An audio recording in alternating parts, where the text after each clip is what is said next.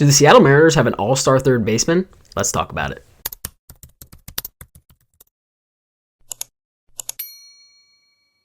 So, as all Mariner fans know, Josh Rojas has been on an absolute tear this season. At first, some of us may have thought he just started off hot, but he has been consistent through the first 38 games of the season. Josh Rojas is without a doubt the best player on the Seattle Mariners so far this season.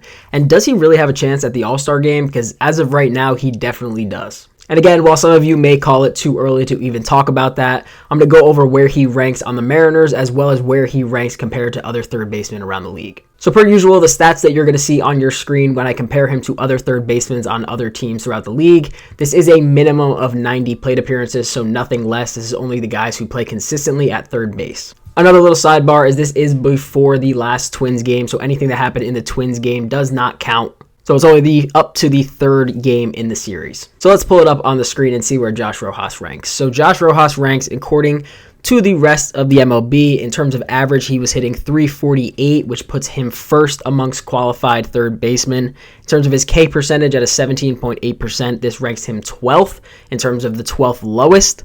In terms of WAR, he has a 1.3 WAR, which is tied for 5th amongst these third basemen. In terms of WRC+, he is at a 178, which also puts him first amongst all of these third basemen. And on base percentage, he's at a 420, which also ranks him first. So one thing to really keep in mind is I'm talking about comparing him to guys like Alec Bohm, Max Muncy, Willie Castro, Isaac Paredes, Jordan Westburg, Josh Smith, and all of those big name third basemen that you guys know of. So in 3 of the 5 categories that we ranked, he ranks first. It means he is better than all of these players at these 3 categories.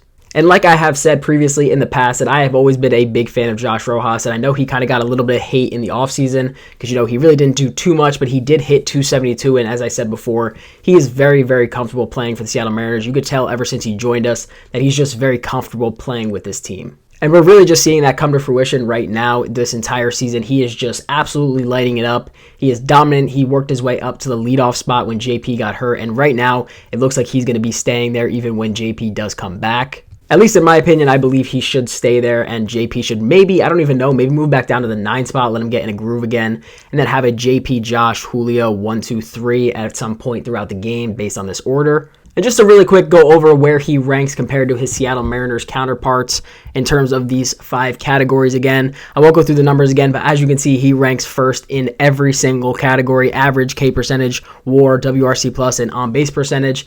He is better than every single player on the team in these 5 categories. So the one thing that I really want to bring up in this video is the concept of Josh Rojas playing the outfield. So as we know, he has been playing left field a decent amount, and so Luis Urias can get more ABs and more consistent playing time to really see what he can do. And I know Mariner fans have really been talking about guys that should go acquire, anytime throughout the season or mainly at the trade deadline that they can really add to pick up this offense. So one kind of interesting thing that I thought of not too long ago when this whole discussion was going on is that a lot of people want to get rid of Ty France at the deadline, especially if he keeps playing the way that he has been. So with Luke really getting more playing time, we can really see he's starting to figure it out a little bit. He's starting to be more consistent up at the plate, and Ty France is really just kind of letting us down. We thought we had driveline Ty at the beginning of the year, and so far it's pretty much just gone downhill ever since. So back to my original point with Josh Rojas playing left field, what this allows them to do if at the deadline they want to get rid of Ty France maybe and kind of use him as a little bit of trade bait, they can basically move Luke Raley over to first base, have Josh Rojas, Dom Canzone, Julio Rodriguez, and Mitch Haniger be your 4 outfielders,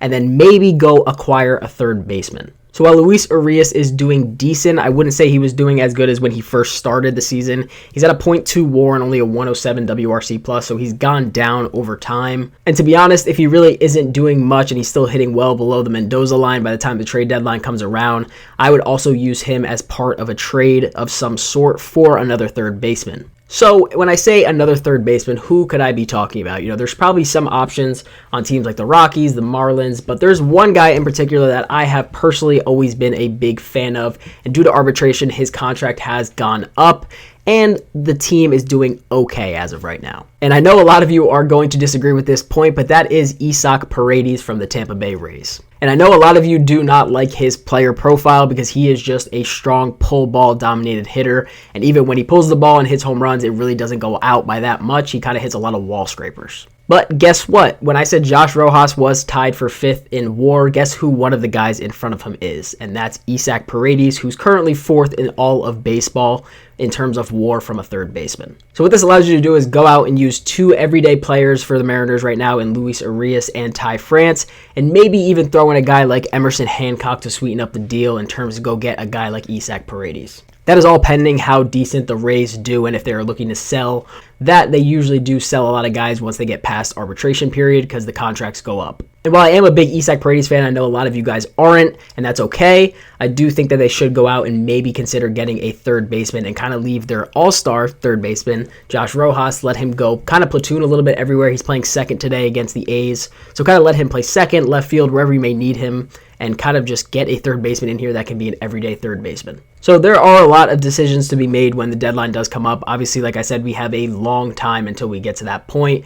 But the Mariners do need to really start to figure out on offense. They are still first in K percentage, which is, it's not even close how bad they are. They're currently on pace to set records in terms of striking out. But truly shout out to Josh Rojas for being an absolute dog this year and just absolutely killing every single team he plays. And he's just super confident up at the plate and has been super consistent in the first 38 games of the year. So in my opinion, he's definitely going to be an all-star, especially if he continues to even hit above 300 and be consistent. So let me know what you guys think down in the comments in terms of who maybe a third baseman they can go get is, or if Josh Rojas will be an all-star in 2024. Otherwise, I hope you guys did enjoy the video, and I'll see you guys in the next one. Peace out.